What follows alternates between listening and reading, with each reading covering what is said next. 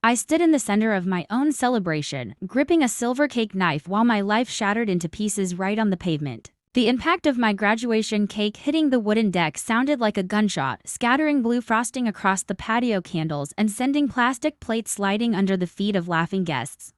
My 10-year-old nephew, Jackson, smirked up at me with terrifying malice, loudly telling me to eat the scraps directly off the floor while the entire family erupted into cheers. The loudest, most piercing laughter came from my own mother, who leaned back in her chair, thoroughly amused by my public humiliation. In that exact moment, watching the people who supposed to love me treat my hard-earned success like a cheap joke, something inside my soul permanently broke. I did not scream, I did not cry, and I certainly did not give them the satisfaction of a reaction. I simply dropped the knife, walked out into the dark, and drove away. By the time my tires hit the empty interstate heading toward my apartment in Seattle, the adrenaline had faded, leaving behind a cold, hollow clarity. My hands gripped the steering wheel so tightly that my knuckles turned stark white against the leather, the echoes of their mocking amusement still ringing loudly in my ears. I spent 4 hours driving through the pitch-black night, replaying every single time I had been forced to sacrifice my own happiness for the sake of keeping their peace. When I finally reached my quiet apartment, the city was buried under a heavy, relentless downpour that streaked across my living room windows. I tossed my keys onto the counter and sank into the absolute silence of my home, trying to process the sheer cruelty of the people I called family. Then, the harsh glare of my phone illuminated the darkroom, displaying a text message from my mother that read, "We have decided to cut you out of our lives completely. Stay away forever." A second later, a notification popped up showing that my older sister, Chloe, had eagerly liked the message, cementing their unified front against me.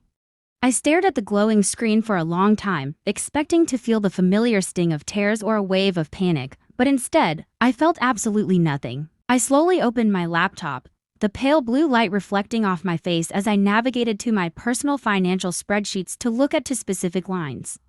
For the past 3 years, I had been quietly paying a $400 monthly payment for my parents' mortgage and a $640 monthly payment for Chloe's luxury vehicle. Because I was always labeled the responsible sibling, I had willingly co-signed both of those massive loans when my family claimed they were drowning in debt. My mother had looked me in the eyes back then and told me that helping them was what love looked like. But staring at those numbers tonight, I realized it was just a leash. The rain outside intensified, hammering against the glass pane like a countdown timer for the storm I was about to unleash on their perfect lives. I scrolled through years of their manipulative text messages, filled with endless empty promises of how they would take over the payments as soon as business picked up. They had successfully weaponized my guilt to fund their lifestyle while treating me like an invisible safety net that did not deserve a seat at their table. A new feeling washed over me, replacing my deep sadness with a sharp, lethal sense of focus that I had never experienced before in my entire life.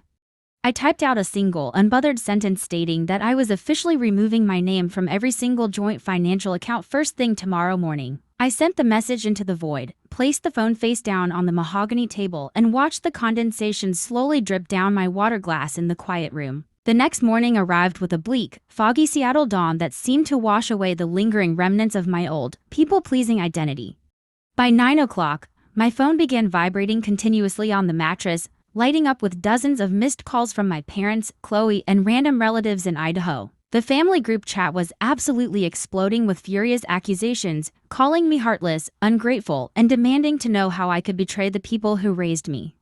Not a single person sent a message checking on my well-being or offering a genuine apology for the cruel behavior that took place at the graduation party. I ignored the chaos, pulled on a thick wool sweater, and walked directly into the downtown branch of my local bank to fix my life. A senior loan officer named Mr. Vance met me in a private back office, his professional demeanor instantly making me feel safe for the first time in years. I handed him a thick folder packed with years of bank statements, rental agreements, and text messages proving I derived zero personal benefit from their property. I looked him dead in the eye and explained that I wanted to completely sever my financial liabilities from these people, regardless of the consequences they faced. Mr. Vance reviewed the evidence carefully before looking up with a look of genuine sympathy, stating that family often inflicts the deepest financial wounds on unsuspecting people. He dialed the legal department immediately, initiating the emergency cobortua removal process and freezing all joint lines of credit attached to my social security number. As I signed the final legal documents, the heavy thud of the notary stamp felt like invisible chains shattering off my wrists one by one. The banker smiled warmly, telling me that protecting my own future was not selfish, but rather the ultimate form of self-respect. 3 days passed in blissful tranquility before the inevitable storm finally arrived at my doorstep, pounding against my apartment door with terrifying, aggressive force. I froze in the middle of my kitchen, watching the live security camera feed reveal the furious faces of my mother and Chloe standing in the hallway. My mother looked absolutely desperate, her hands trembling with rage while Chloe paced back and forth, her face flushed with an ugly mixture of panic and malice.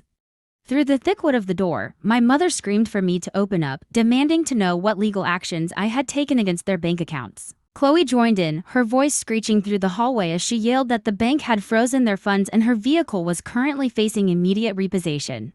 They stood out there exposing their true colors to my neighbors, furious not because they missed me, but because their endless supply of free money had officially run dry. I took a deep, steadying breath, pulled out my phone, and calmly opened my local police department emergency reporting application to report to aggressive trespassers. I quietly informed the dispatcher that two erratic individuals were refusing to leave my private property, intentionally escalating a situation that made me feel unsafe in my home. When asked if I knew the individuals outside, I responded that they were technically biological relatives, but today they were simply intruders violating my personal boundaries. Outside, my mother continued to scream that I was destroying the family, calling me a selfish monster who treated her own flesh and blood like the enemy. 10 minutes later, the flashing emergency lights illuminated the street below as two uniformed police officers swiftly moved up the stairwell to intervene. My mother immediately rushed toward the officers, pointing wildly at my door and spinning a web of lies about how her ungrateful daughter had ruined her credit. The male officer stepped between them, calmly informing my mother that this was a private residence and they needed to vacate the premises immediately if requested. My mother shrieked that she was my parent and possessed inherent rights, but the officer firmly shook his head, stating she had no legal right to harass an adult child. I activated the intercom system, speaking clearly into the microphone so the officers could hear that I wanted these individuals legally removed from my property permanently. The officers nodded toward the camera in understanding, taking my family by the arms and firmly escorting them down the stairs toward the exit. My mother threw one final, venomous look at my door, screaming that blood does not disappear just because I decided to walk away from them. I watched the monitor in absolute silence as their heavy footsteps faded away, replaced by the beautiful, comforting quiet of my hard-won freedom. I slid down against the wall, listening to the audio recording of the entire confrontation that I had successfully saved on my phone for future legal protection. My hands were shaking, but it was not from a place of fear. It was the overwhelming rush of pure relief flooding my entire system. The next morning, my mother attempted to ruin my reputation by posting a massive, public statement on social media labeling me a thief and a traitor. Dozens of distant relatives and old neighbors instantly chimed in, leaving cruel comments calling me ungrateful without ever bothering to ask for my side of the story. Instead of panicking or writing a frantic defense, I simply sent a brief, professional email to my colleagues requesting they ignore any online drama regarding my personal life. I closed my laptop with a small smile, knowing deep down that the truth does not need to scream to be entirely valid. A few days later, an official document arrived from the bank confirming that I was legally and entirely released from all financial obligations regarding their debts. The gold seal on the bottom of the paperwork shimmered in the morning light, representing the exact moment my life truly belonged to me again. My family eventually stopped calling, their angry social media posts quietly vanished into the internet, and the toxic noise that once consumed my mind finally died down. I poured all of my newfound energy into my career, eventually earning a major promotion from my executive director who praised my incredible emotional stability and focus. My small apartment transformed into a sanctuary filled with plants, soft music, and real friends who valued me for who I was, not what I could provide. 1 year later, a text from Chloe appeared on my screen containing just 6 quiet words, "I am truly sorry for everything." I stared at the message for a moment, then set the phone down without replying, realizing that true forgiveness means keeping the door closed and choosing peace. If you have ever been forced to walk away from toxic people to save your own life, please know that you are not alone. Tell me your personal journey in the comments below and make sure to subscribe so we can continue sharing these powerful stories together.